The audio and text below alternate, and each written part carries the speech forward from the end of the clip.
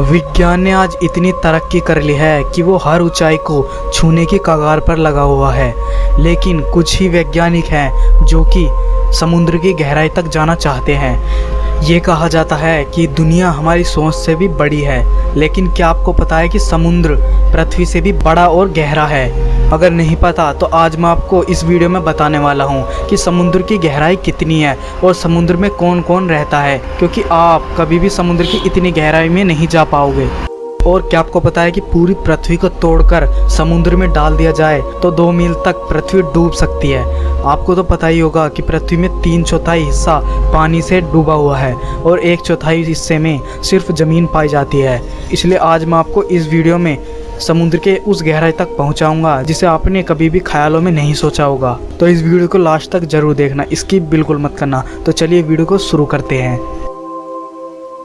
आमतौर पर हम जब समुद्र के 40 मीटर की गहराई में जाते हैं तो वहां हम स्कूबा ड्राइविंग करते हैं, लेकिन जब हम 73 मीटर की गहराई में जाते हैं तो समुद्र उतना गहरा होता है मानो ताजमहल और कुतुब मीनार को समुद्र में उल्टा डाल दिया हो।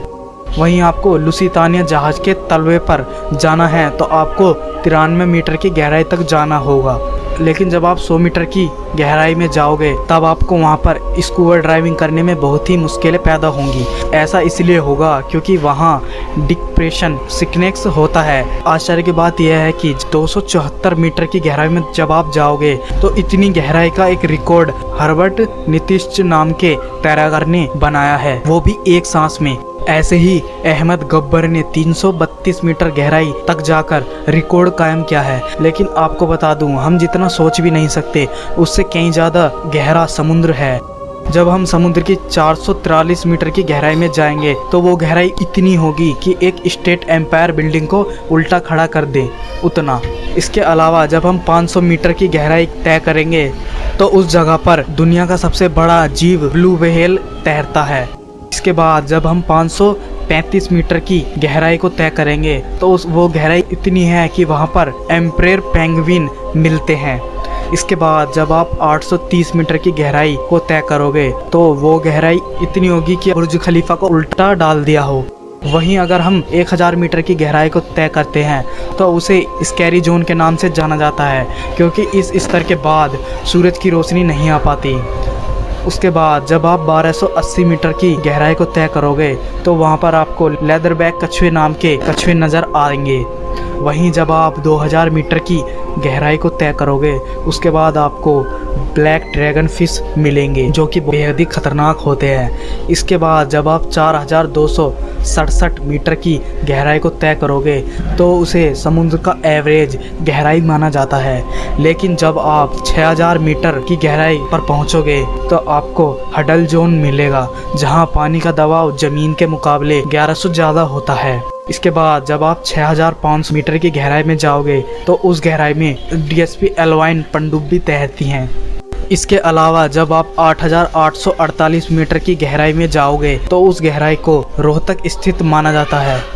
लेकिन जब आप 10,898 मीटर की गहराई में जाओगे तो आपको पता चलेगा कि जेम्स कैमरन ने डीप सी चैलेंज के तहत समुद्र की गहराई नापी थी।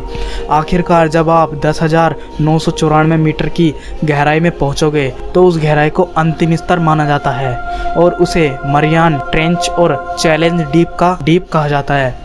हैरानी वाली बात तो यह है कि यह स्तर भी समुद्र का अंतिम स्तर नहीं है, क्योंकि साइंटिस्ट अभी तक समुद्र का सिर्फ 5% का अनुमान लगा पाए हैं। बाकी के 95% अभी भी बाकी है, जिसमें कि हम सोच भी नहीं सकते कि वहाँ कितनी गहराई हो सकती है और उसमें किस तरह के जीव जंतु पाए जाते होंगे। शायद फ्यूचर में वैज्ञानिक ऐसी टेक्नोलॉजी को जन्म दें कि हम और भी गहराई में जा सकते हैं। आज के लिए बस इतना ही। मिलूंगा आपको अगली वीडियो में। अगर वीडियो अच्छी लगी हो तो इस वीडियो को लाइक करना, साथ में मेरे चैनल को सब्सक्राइब कर लेना और बेल आइकन को ऑल पर क्लिक कर लेना, ताकि आने वाली सभी वीडियोस का नोटिफिकेशन आपको सबसे पहले मिलता रहे। और ये बिल्कुल फ्री है। Thanks for watching.